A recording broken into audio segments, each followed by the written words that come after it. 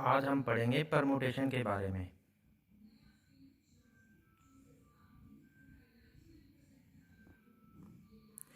इसके लिए हमारे पास सिंबल है एन पी आर, या एक और सिंबल है पी एन कोमा आर। इसकी क्या डेफिनेशन है? N factorial upon n minus r का फैक्टोरियल। यहाँ पे एक कंडीशन है आर के ऊपर कि 0 less than equal to r less than equal to n. R की वैल्यू एन से बड़ी नहीं हो सकती और 0 से छोटी नहीं हो सकती। हम कुछ एक चीज़ें कैलकुलेट करके इसको अच्छे से समझने की कोशिश करते हैं, जैसे कि फॉर एग्जांपल 15p2 फार्मूले के हिसाब से क्या आंसर होना चाहिए हमारा? 15 फैक्टोरियल डिवाइडेड बाय 15 माइनस 2 का फैक्टोरियल। ऊपर बन गया हमारे पास 15 फैक्टोरियल अपॉन 13 फैक्टोरियल। 15 अपॉन 13 को कैसे सोल्व करते हैं? 15 को लिखेंगे एक एक कम करते हुए 13 तक, जहां भी हम रुकेंगे वहां पे फैक्टोरियल लगा देंगे, और एक है हमारे पास 13 फैक्टोरियल, ये दोनों कैंसिल। 15 इंटू 14 कितना आ जाएगा? 210। तो हमारा 15p2 की क्या वैल्यू हुई? 210। एक चीज और कैलकुलेट करके देखते हैं हम दोबारा। 8p3 बाय डेफिनेशन क्या वैल्यू होनी चाहिए? 8 factorial upon 8 factorial upon 8 minus 3 का फैक्टोरियल। 8 फैक्टोरियल अपॉन 8 माइनस 3 हो गया 5। 8 को कैसे लिखेंगे? 8 into 7 into 6 into 5 factorial upon 5 factorial. 5 factorial और 5 फैक्टोरियल कैंसिल।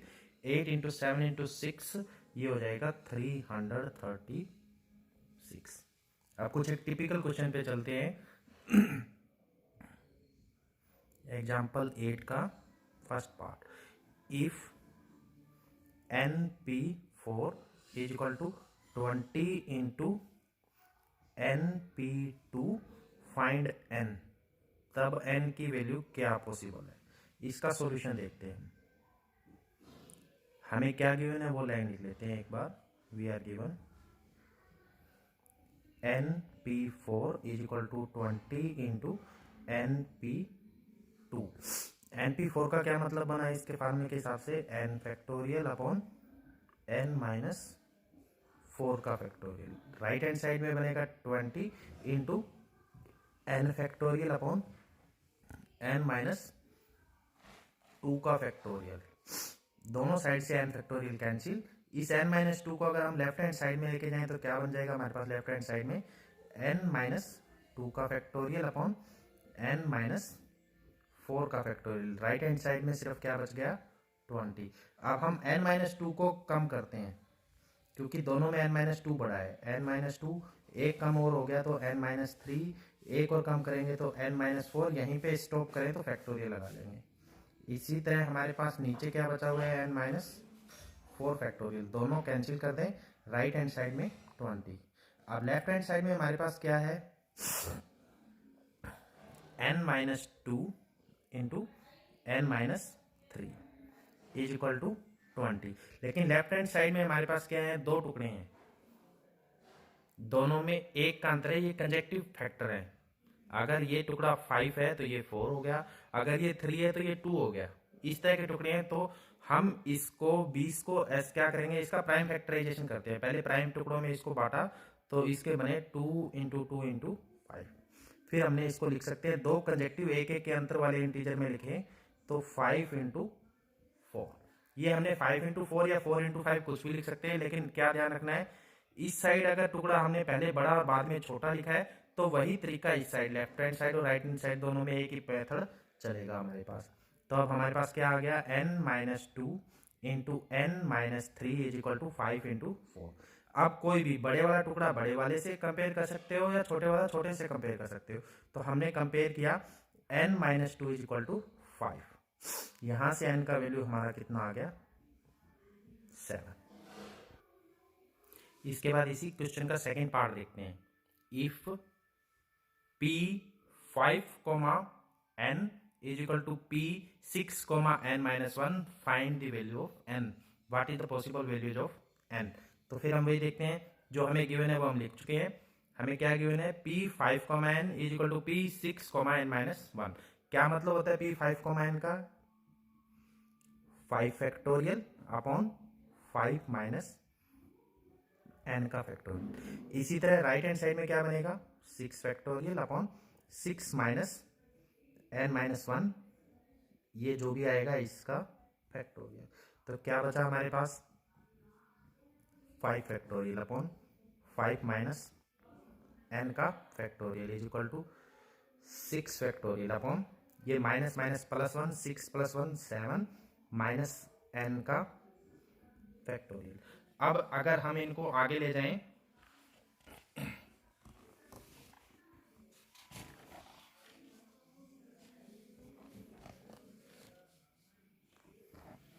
तो क्या बच गया हमारे पास? हमारे पास उस पेज पे कितना था? 5 फैक्टोरियल अपॉन 5 माइनस एन का factorial is equal to right hand side में था 6 फैक्टोरियल अपॉन 7 माइनस एन का फैक्टोरियल। क्रॉस मल्टीप्लाई कर ले इनको। 7 माइनस एन तो लेफ्ट हैंड साइड में ले आए, और जो ये 5 फैक्टोरियल है इसको राइट हैंड साइड में ले जाएं। अब पहले की तरह करें, इनको हम सिंप्लीफाई करें। 7 माइनस एन क्या लिखें? 7 माइनस एन, एक और कम किया तो 6 माइनस एन, एक और कम करेंगे तो ये 5 माइनस एन हो जाएगा, और वहीं पे हम इसको स्टॉप करके फैक्टोरियल लिख देंगे। इसी तरह नीचे क्या बचा हुआ है हमारे पास? 5 माइनस एन का फैक्टोरियल, ये कैंसिल। फैक्टोरियल लगाना हम भूलेंगे नहीं, जब भी हम रुकते हैं फैक्टोरियल लगाएंगे। 6 इंटू 5 को कैसे सोल्व करेंगे? 6 इंटू 5 का फैक्टोरियल अपॉन 5 फैक्टोरियल। इसका मतलब क्या हो गया? 7 minus n, 6 minus n is equal to 6।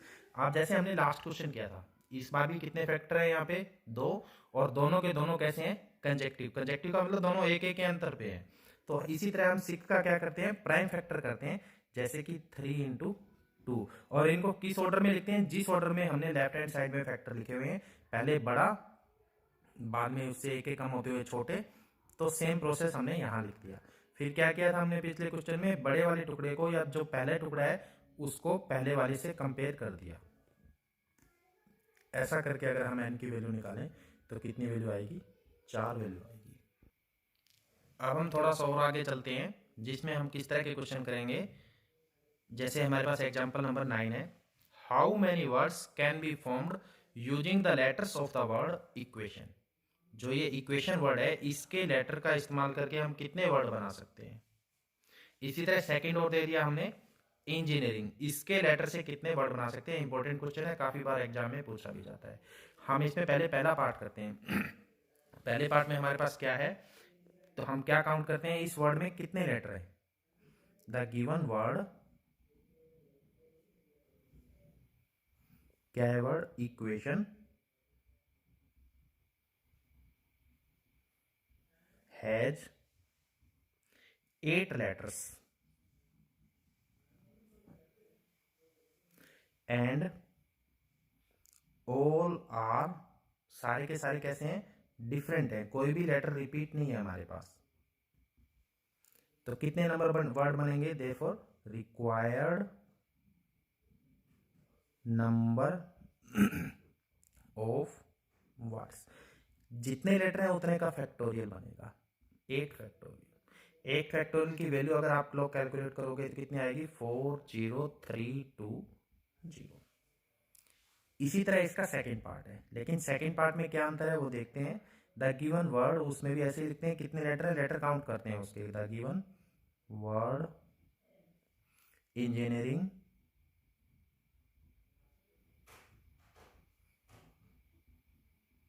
Has, इसके लेटर काउंट करो, कितने हैं? 11 लेटर्स। 1 2 3 4 5 6 7 8 9 10 11। अब ये क्या पहले की तरह सारे डिफरेंट है? हम देखेंगे ई कितनी बार है? 3 बार है, तो काफी लेटर रिपीट है। तो उन रिपीटिशन, हम उनकी रिपीटिशन काउंट करते हैं। ऑफ विच, जिनमें से 3 आर ईच। ई कितनी बार है? 3 बार। 3 आर, एन भी कितनी बार है? 3 बार। फिर जी कितनी बार है?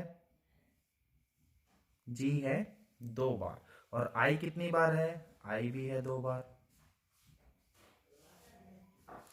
एंड बाकी सारे कैसे हैं, रिमेनिंग आर डिफरेंट। ठीक है, तो इस क्वेश्चन में कैसे आएगा, नंबर ऑफ वर्ड क्या बनेंगे, therefore required number of words. अगर पहले की तरह ये 11 के 11 लेटर अगर सारे के सारे अलग होते तो हमारा आंसर पहले क्वेश्चन की तरह क्या आना था, 11 फैक्टोरियल आंसर आना था। लेकिन इसमें क्या है, कुछ वर्ड रिपीट हो गए, तो ये याद रखेंगे जितने वर्ड रिपीट हो रहे हैं, जितने लेटर रिपीट हो रहे हैं, ई 3 बार आया है तो 3 फैक्टोरियल से डिवाइड हो जाएगा, एन 3 बार आया है तो यहाँ 3 फैक्टोरियल और लिखेंगे, जी 2 बार आया है तो 2 फैक्टोरियल उसके लिए भी, और आई के लिए भी 2 फैक्टोरियल आ जाएगा हमारे पास। इसको अगर हम कैलकुलेट करें तो मैं 11 को लिखता हूँ 11 10 9 8 7 6 5 4 और 3 पे स्टॉप करके फैक्टोरियल लगा के हम स्टॉप कर देते हैं। नीचे क्या है हमारे पास, एक 3 फैक्टोरियल है जिससे ये 3 फैक्टोरियल कैंसिल हो गया। फिर एक 3 फैक्टोरियल और है, उसको हम क्या लिख सकते हैं, 3 इंटू 2, 1 लिखो या ना लिखो, इसी तरह 2 फैक्टोरियल का 2 और उस 2 फैक्टोरियल का भी 2, 3 इंटू 2 6 कैंसिल हो जाएगा, इसी तरह 2 इंटू 2 4 भी कैंसिल हो जाएगा। इन सब की अगर मल्टीप्लाई करोगे तो कितना आंसर आना चाहिए हमारा, 277 200। आंसर चेक कर लेंगे कैलकुलेटर की सहायता से कि कितना है, बाकी हमको कैलकुलेशन करनी आनी चाहिए थी। इतना ही है हमारे पास परमुटेशन का, इसी ये हमारा परमुटेशन कंप्लीट हो जाता है। अच्छा एक चीज और, जैसे इस तरह की इक्वेशन हमारे पास पिछले सवाल में आई थी, तो इसको हमने जैसे 10th क्लास में quadratic formula a x square b x plus c solve किया हुआ, उस तरीके से भी सोल्व कर सकते हैं, लेकिन बेटर क्या रहेगा हम उसको इसी तरीके से सोल्व करें। इसके बाद कुछ रिजल्ट है हमारे पास, जिसको हम जो डेफिनेशन है हमारे पास एनपीआर की, उससे कैलकुलेट करके देख सकते हैं। एनपी जीरो कितने के बराबर आएगा, अगर कैलकुलेट करके देखोगे 1 के बराबर। इसी तरह एनपीएन कितना आएगा, एन फैक्टोरियल। एनपी1 कितना आएगा, एन आएगा। और एक चीज और ध्यान रखेंगे, 0 फैक्टोरियल की वैल्यू कितनी होती है, पहले लेक्चर में हम देख चुके हैं, अगर नहीं देखा तो भी मैं बता रहा हूँ, 0 फैक्टोरियल कितना होता है, 1 होता है।